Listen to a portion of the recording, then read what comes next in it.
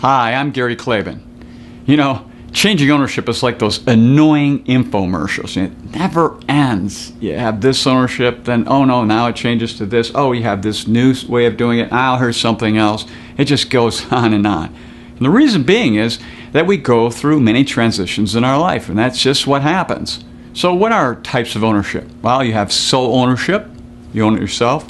You have joint ownership, or typically you own it with a spouse.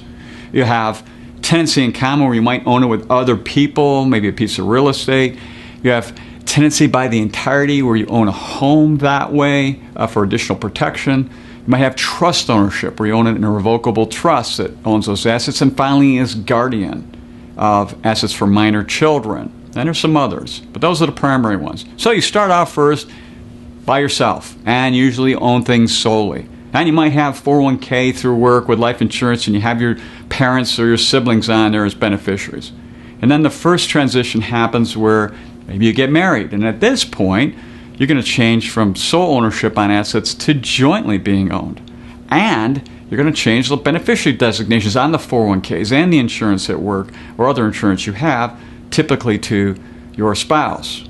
Seems like you're done. Well, now, maybe you have a child. Well, you want to fund for their education, so you open up a 529 plan as a guardian, or uniform transfers to Minors Act the same way until they're of age.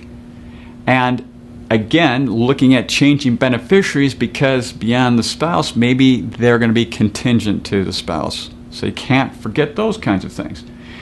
Next transition, unfortunate one, might be divorce, where now I've got to make sure that you separate those joint assets, but more importantly, don't forget to change the beneficiary designations on 401ks and life insurance and those kinds of things. And then finally, our last transition, we're not around, is at death, but then someone else has to take those assets and transition those. So it's just a series of life transitions with ownership and understanding and planning those out to make really good, smart decisions about this area of your life.